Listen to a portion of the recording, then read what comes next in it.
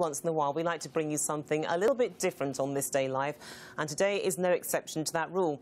Fleur Estelle was just 21 when she founded her own belly dancing school after giving unofficial lessons to her friends while she was still at university.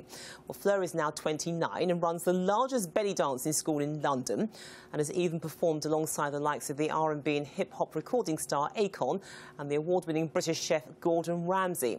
Well, before we chat to Fleur, let's see her in action.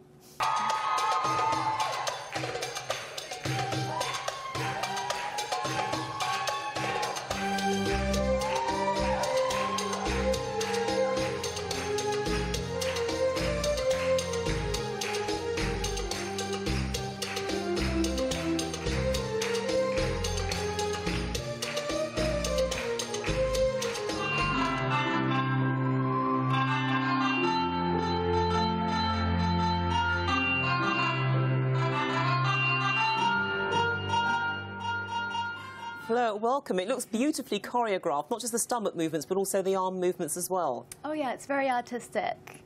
Yeah. I mean, how long would it take anybody to sort of reach that standard? Because it's not easy, is it? I'd like to say it is, but no, it's not easy at all. But, I mean, some elements of belly dancing are easy to capture.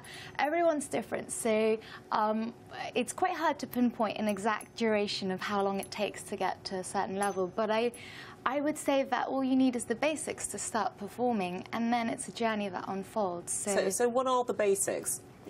Hip circles, shimmies, hip lifts, hip drops, lots of simple elements like core movements that you can then layer on later on to make more complex techniques. So how complex it is really depends on you, that the more you get into it, I suppose, the more you discover your own rhythm.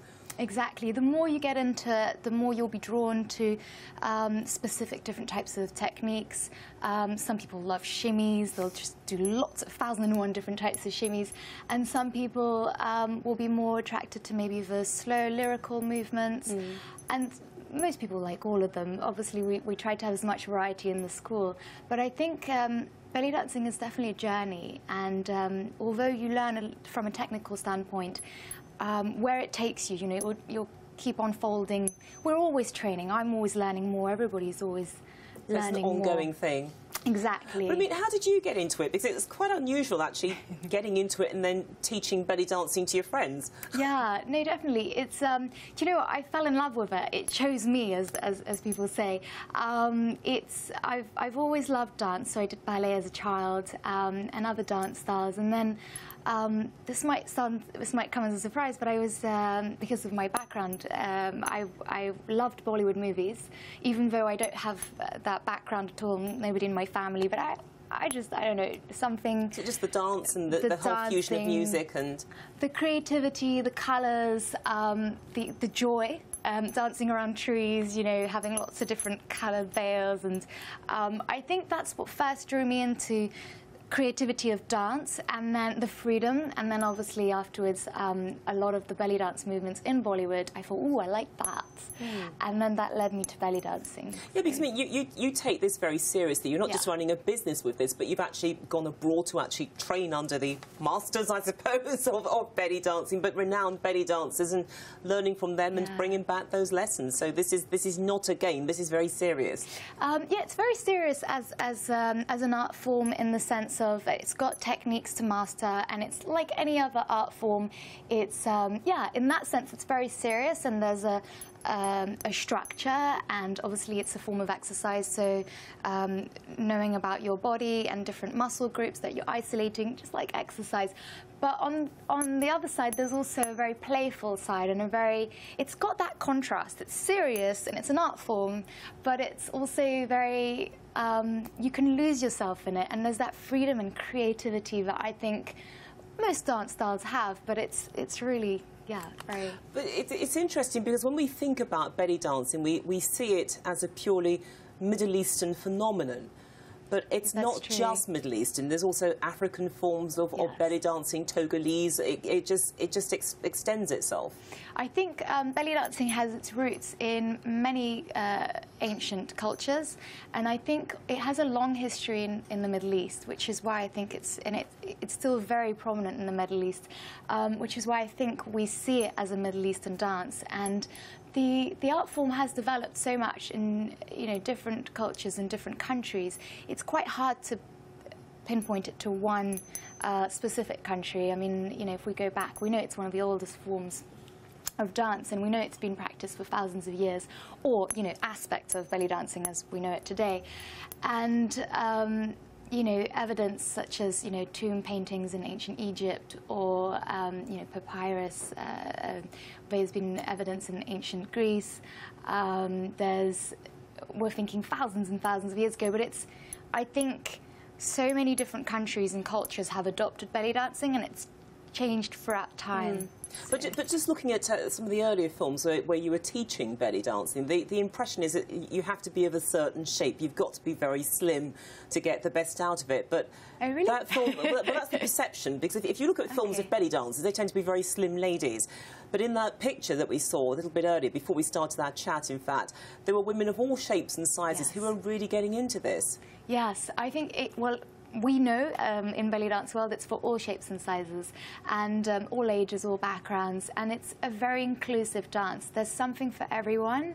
So I know that there is a concept, there is we think it's for a specific shape or size, and I think that's determined by which industry has portrayed belly dancing and in which way. So, for example, if you've seen it in the movies, you'll have that perception. I mean, I hear a lot the opposite. I hear people say, "Where's your belly?" So I expect them to be very sort of generously proportioned. Yeah. So I think it just depends on people in different regions, different places. I've met people who expect them to be thin, and I've met people who think I'm too thin to be belly dancing. So. But do you find it annoying, though, that there's also this slightly seedy association with belly dancing as well, because it is an art form? We saw that on the film. It's beautiful, the choreography, the way that the women actually move. It's very sensuous without being sleazy, but then some places abuse that concept. Yeah. They've made it down market. Is that something that offends you professionally? I think it used to. I think in the very beginning, when I started out, because belly dancing wasn't so mainstream, especially in London, I think definitely that perception did slightly make me feel uncomfortable. Obviously, because we go from it from an artistic standpoint, but I think. There are all aspects to belly dancing, and belly dancing's history has had all aspects. It's had fertility, it was used for fertility, it was used in very elegant ways, but it also has had its seedy history, and I think it's. It used to bother me, but now it is what it is, and there's different types of belly dancing out there, and there's certainly demand for it. So wherever there's demand for something, it will grow. So I think.